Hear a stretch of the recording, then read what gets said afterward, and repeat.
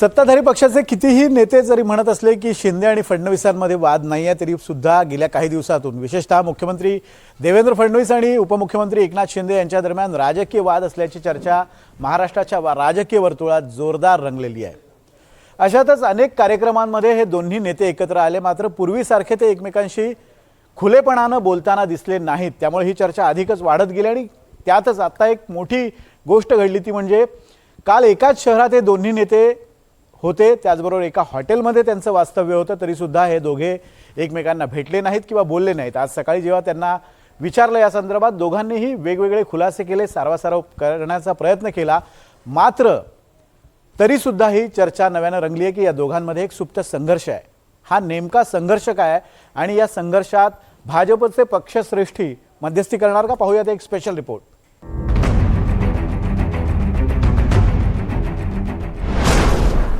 शिंदे फडणवीसांमधला वाद टोकाला।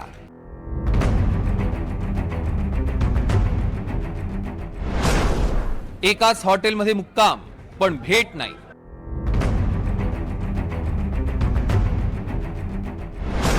महायुतीत शिंदे गट कुठपर्यंत टिकणार?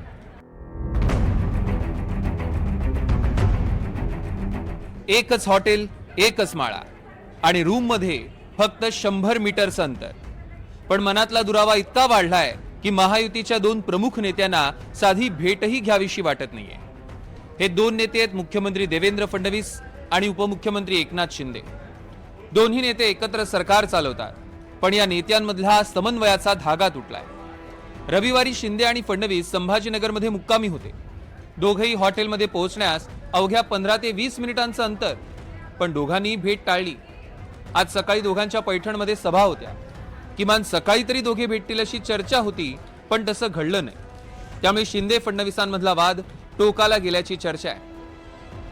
मला वाटलंच की आता दिवसभराकरता तुम्हाला एक खाद्य मिळालेलं आहे। असं आहे, मी रात्री उशिरा आलो आणि मी त्यांच्यापेक्षा लवकर चाललो आहे, कारण मी माहिती घेतली त्यांची सभा माझ्या 1 तास नंतर आहे, त्यामुळे भेट झाली नाही। उद्या होईल, त्याला काय।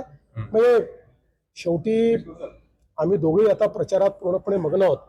फोनवर तर आमचं बोलणं रोजच होतं। काही संवाद झाला, भेट झाली? नाही, मी अगोदर आलो होतो आणि मुख्यमंत्री महोदय नंतर आले होते आणि इथं एकत्र पैठणमध्ये सभा होत्या।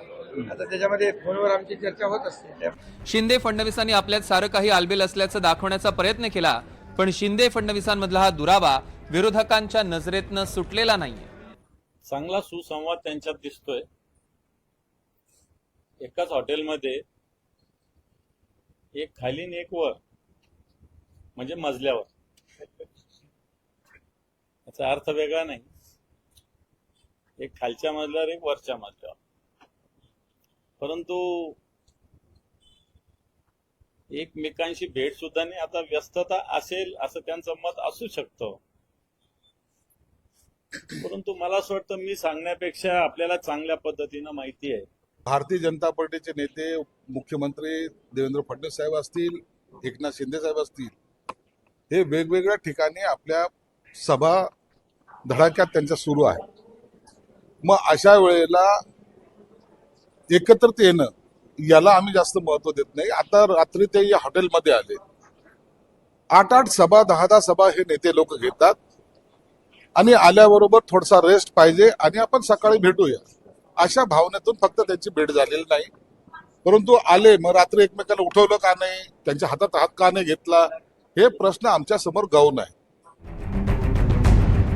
एकनाथ शिंदे आणि फडणवीसांमधल्या दुराव्यामुळे भाजप हायकमांडची चिंता वाढल्याची चर्चा आहे। नगर परिषद आणि नगरपंचायतींच्या निवडणुकीत भाजप शिवसेना वाद विकोपाला गेला। दोन्ही पक्षांमधील नेत्यांचे वाद चव्हाट्यावर आले। यामुळे महापालिका निवडणुकीत महायुतीला फटका बसू शकतो। महापालिका निवडणुकीत पराभवाचा धोका टाळण्यासाठी दिल्लीत हालचाली सुरू झाल्या।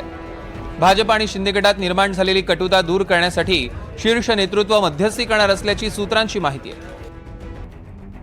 भाजपनं ऐन निवडणुकीच्या तोंडावर शिंदे गटात ऑपरेशन लोटस राबवलं, त्यामुळे एकनाथ शिंदेंची नाराजी वाढली आहे। दिल्ली भेटीत निराशा झाल्यानंतर शिंदेंनी भाजपला युतीधर्म पाळण्याचा सल्ला दिला। दुसरीकडे भाजपची दुसरी फळी शिंदेंना त्याच भाषेत युतीधर्म पाळायला सांगते, पण या सगळ्या वादात फडणवीस अंतर राखून आहेत। आरोप आणि टीकांकडे जास्त गांभीर्याने घेत नाही। कारण मी मुख्यमंत्री झालो तेव्हापासून आरोप प्रत्यारोप ह्या सगळ्या गोष्टी मी पाहिलेल्या आहेत. मी कामावर फोकस करतो. आता एवढंच आहे की आपण युती धर्म आम्ही पाळतो, तर आपल्या घटक पक्षाने देखील सगळ्यांनीच युती धर्म पाळला पाहिजे. कारण ही जी आमची युती आहे ही युती कालची आजची नाही आहे. आम्ही कुठेही शरद पवार गटाला सोबत घेतलं नाही. आम्ही अशा पद्धतीची अधर्माची युती केलेली नाही. तर आम्ही जी नैसर्गिक युती आहे ती नैसर्गिक युती केलेली आहे. दुर्दैवानं एकनाथजी शिंदे यांना त्याचा विसर पडला असेल, म्हणून त्यांना आठवण करून देतो की युती तोडायची सुरुवात किंवा युती धर्म न पाळायची याची सुरुवात जर का कोणी केली असेल तर ती शिवसेनेकडनं झालेली आहे. भाजप आणि शिंदे गटात नाराजी नाट्य सुरू आहेच, पण आज शिंदे फडणवीसांमधला दुरावा प्रकर्षानं जाणवला.